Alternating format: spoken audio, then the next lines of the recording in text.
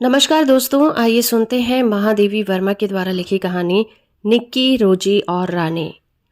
बाल्यकाल की स्मृतियों में अनुभूति की वैसी ही स्थिति रहती है जैसी भीगे वस्त्र में जल की।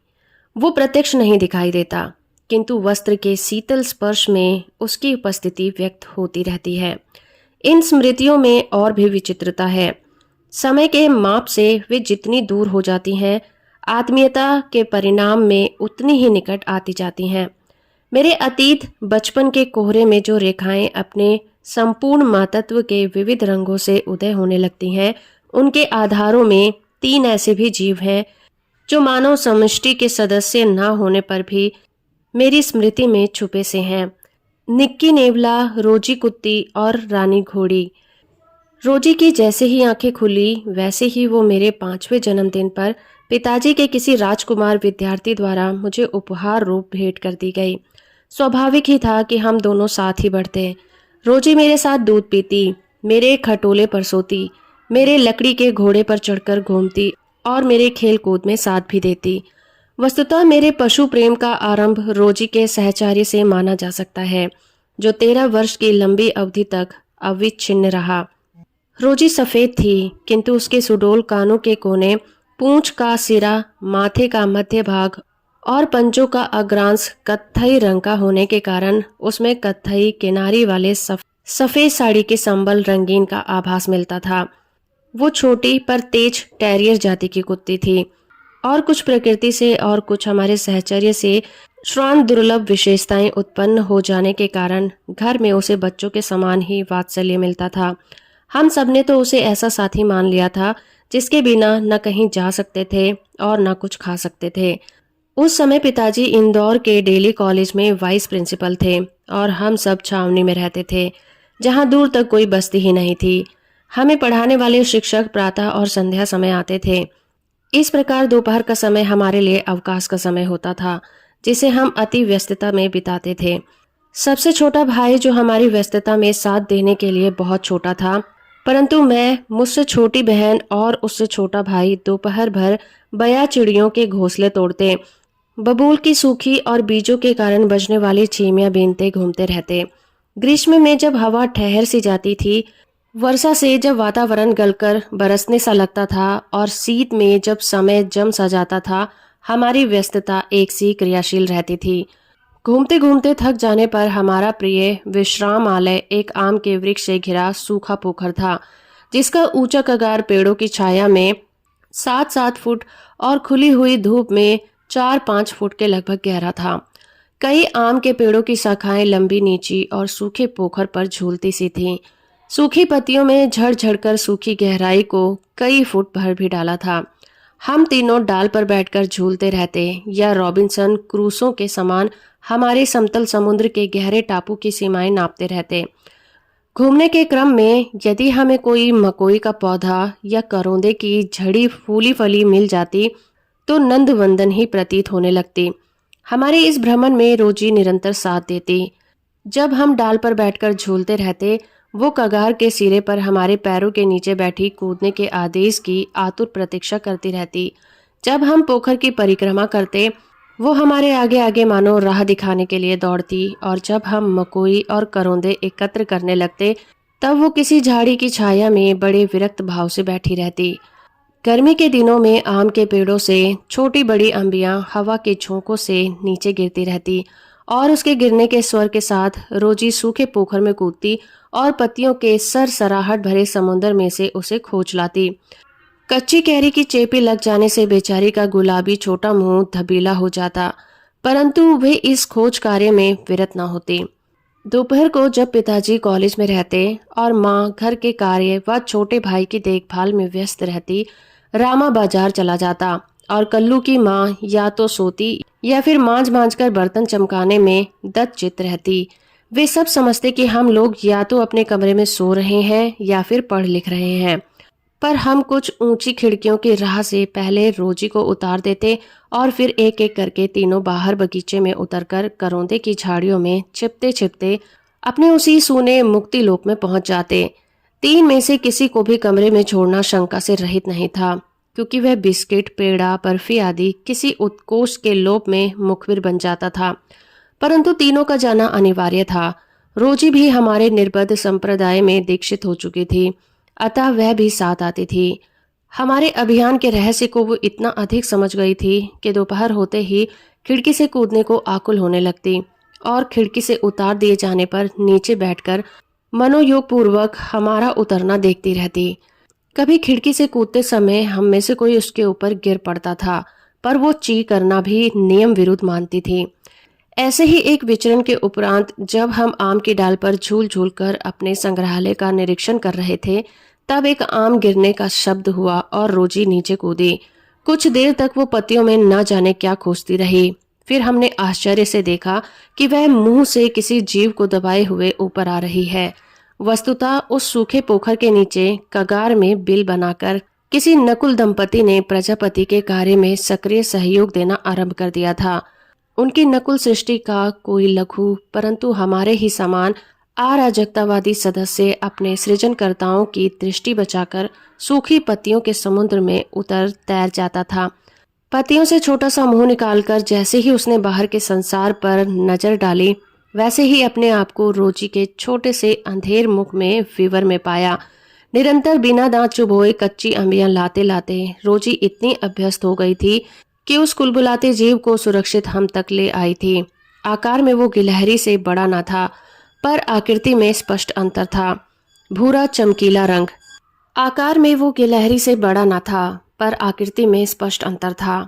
भूरा चमकीला रंग, काली कत्थई आंखें, नरम नरम पंजे, गुलाबी नन्हा मुंह, रों से छिपे हुए नन्ही सीपियों से कान। सब कुछ देखकर हमें वो जीवित नन्हा खिलौना जान पड़ा। रोजी ने उसे हौले से पकड़ा था, परंतु बचने के संघर्ष में कुछ खरोंचें लग गई थी। चोट से ज्यादा वो डरा हुआ था। उसे पाकर हम इतने प्रसन्न हुए कि अपना घोंसला, चिकने पत्थर, जंगली कनेर के फूल आदि का विचित्र संग्रहालय छोड़कर उसे लिए हम घर की ओर भागे।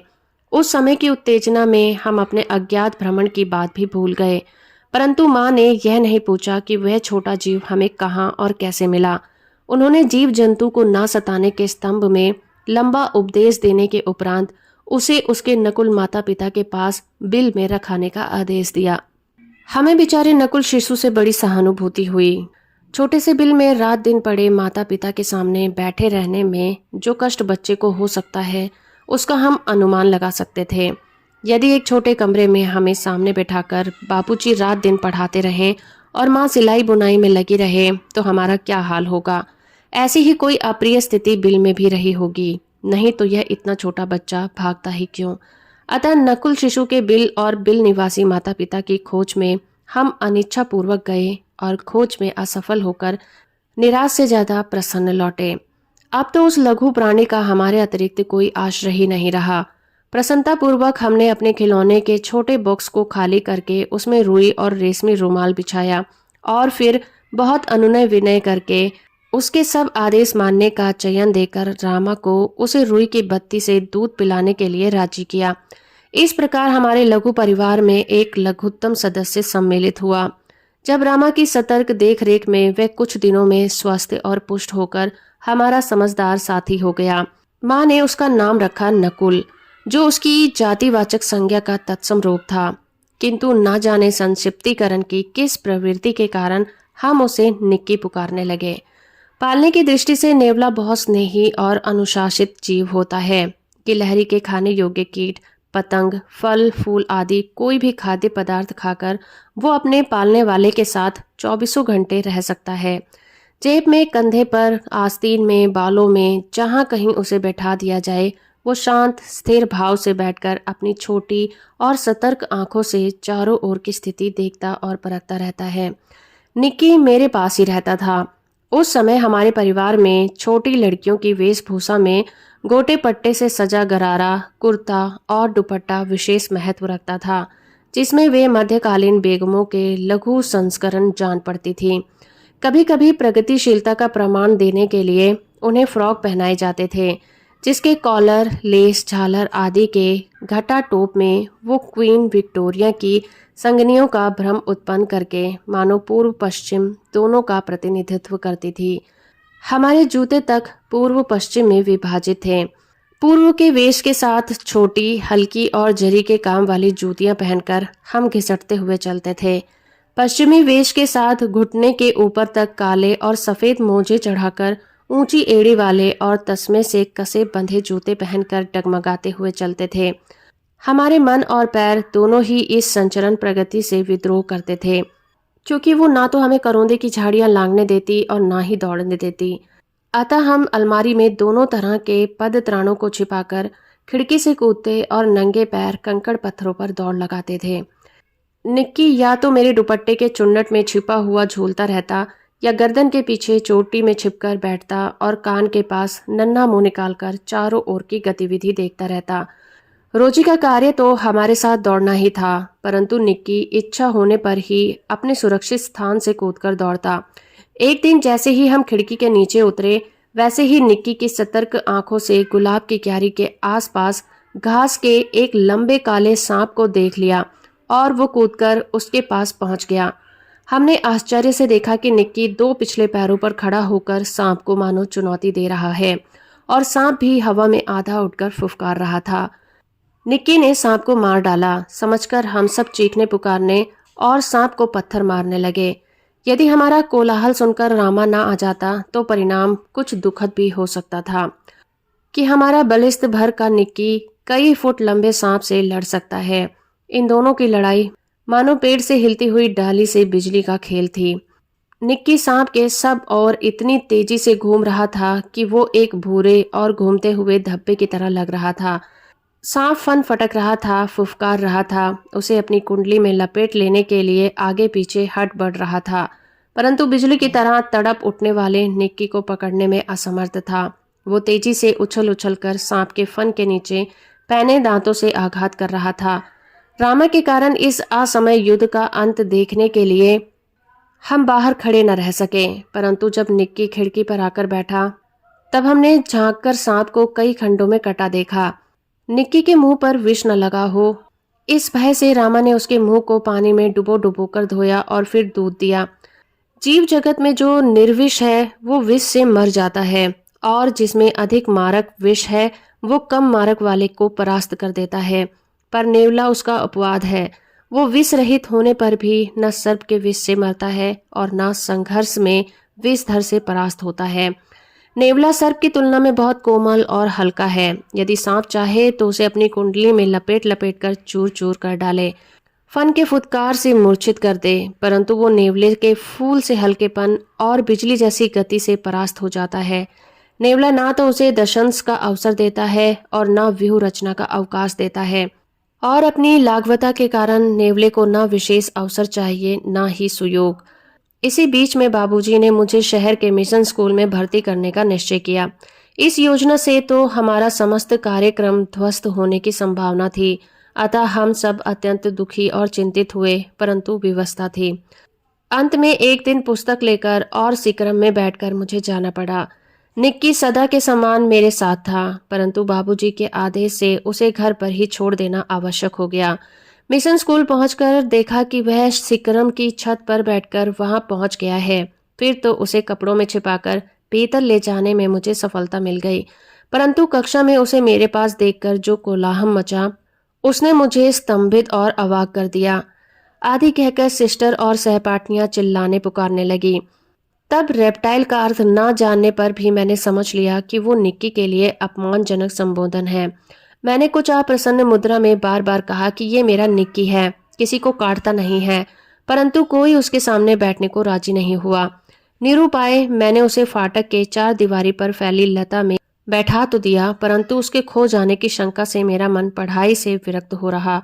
आने के समय जब निक्की कूदकर मेरे कंधे पर आ बैठा तब आनंद के मारे मेरे आंसू आ गए। तब से नित्य यही क्रम चलने लगा।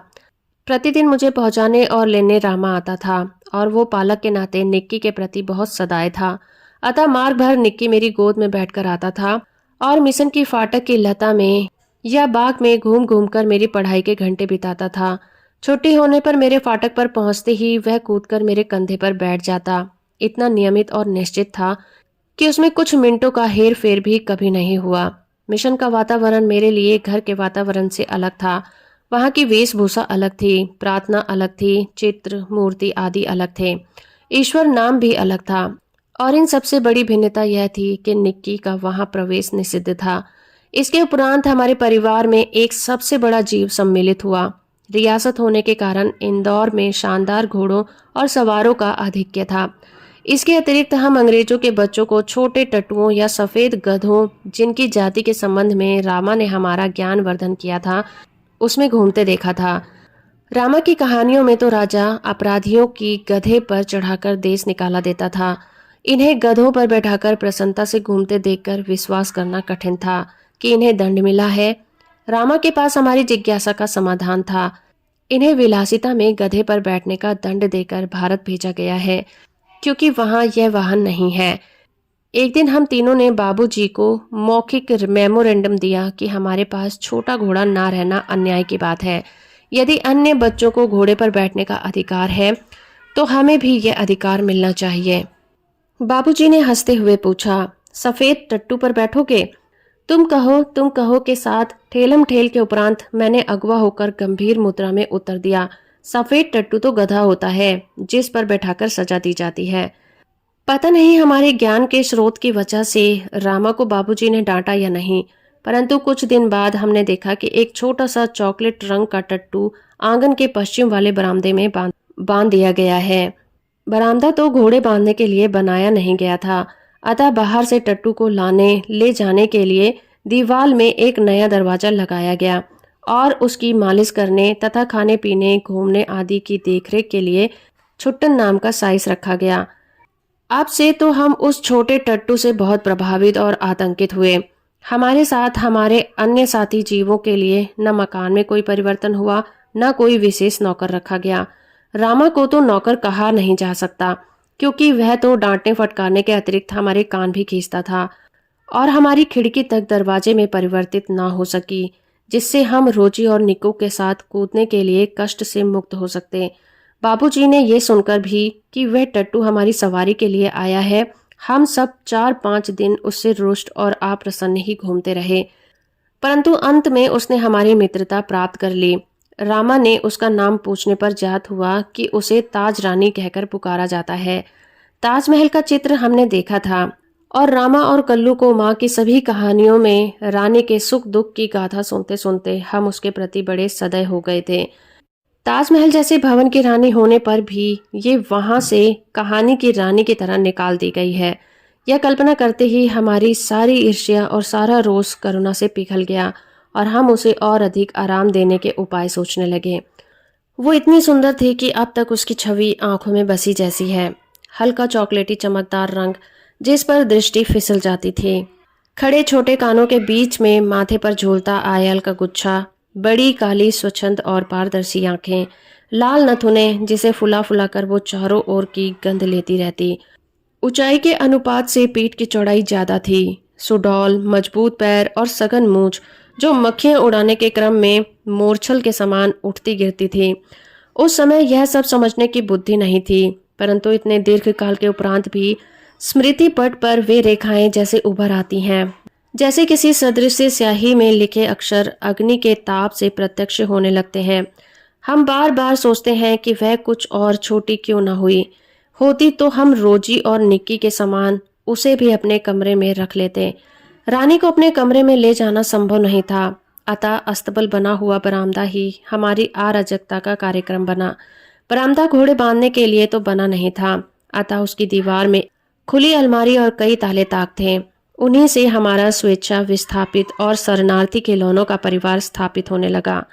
रानी की गर्दन में झूल झूल कर, उसके कान और आयल में फूल खोस खोस कर और उसके बिस्किट मिठाई आदि खिला खिला कर थोड़े ही दिनों में हमने उसे ऐसी मैत्री स्थापित कर ली कि हमें ना देखने पर वो अस्थिर होकर पैर पटकने और हिनहिनाने लगती। फिर हमारी घुड़सवारी का कार्यक्रम आरंभ हुआ। मेरे और बहनों के लिए सामान्य छोटी और सुंदर जीन खरीदी गई और भाई के लिए चमड़े के घेर वाली ऐसी जीन बनवाई गई जिससे संतुलन खोने पर भी गिरने का भय नहीं था। सवेरे भाई बहन घूमते और स्कूल से लौटने पर तीसरे पहर या संध्या समय मेरे साथ वह कार्यक्रम दोहराया जाता, परंतु ऐसी सवारी से हमारी विद्रोही प्रकृति कैसे संतुष्ट हो सकती थी। अस्तबल में रानी की गर्दन में झूल झूल कर हम स्टूल के सहारे उसकी पीठ पर चढ़ चढ़कर भी हमें संतोष न होता था। अंत में एक छुट्टी के दिन दोपहर में सबके सो जाने पर हम रानी को खोलकर बाहर ले आए और चबूतरे पर खड़े होकर उसकी नंगी पीठ पर सवारी करके बारी बारी से अपनी अधूरी शिक्षा की पूरी परीक्षा लेने लगे। ये स्वाभाविक ही था कि ताज रानी हमारी अराजक प्रवृत्तियों से प्रभावित हो जाती। वास्तव में बालकों के चेतना में विभिन्न स्तरों का बोध होकर भी सामान्य चेतना का ही बोध रहता है, अतः उनके लिए पशु पक्षी वनस्पति सब एक परिवार के हो जाते हैं। निक्की रानी की पूंछ से झूलने लगता था। रोजी इच्छानुसार उसकी गर्दन पर उछलकर चढ़ती और नीचे कूदती और हम सब उसकी पीठ पर ऐसे गर्व से बैठते थे मानो मयूर सिंहासन पर आसीन है। रानी हम सब की शक्ति और दुर्बलता जानती थी। उसकी नंगी पीठ पर आयाल पकड़कर बैठने वालों को वो दुल्की चाल से इधर उधर घुमाकर संतुष्ट कर देती थी। परंतु एक बार मेरे पीठ पर बैठ जाने पर भाई ने अपने हाथ की पतली संटी उसके पैरों में मार दी। चोट लगने की तो संभावना ही नहीं थी, परंतु इससे न जाने उसका स्वाभिमान आहत हो गया। कोई दुखद स्मृति उभर आई, मानो सड़क, पेड़, नाली, नाले सब उसे पकड़ बांध रखने का संकल्प किए हों। कुछ दूर मैंने अपने आप को उस उड़न खटोले पर संभाला, परंतु गिरना तो निश्चित था। मेरे गिरते ही रानी मानो अतीत से वर्तमान में लौट आई और इस प्रकार निश्चल खड़ी रह गई, जैसे पश्चाताप की प्रस्तर प्रतिमा हो गई हो।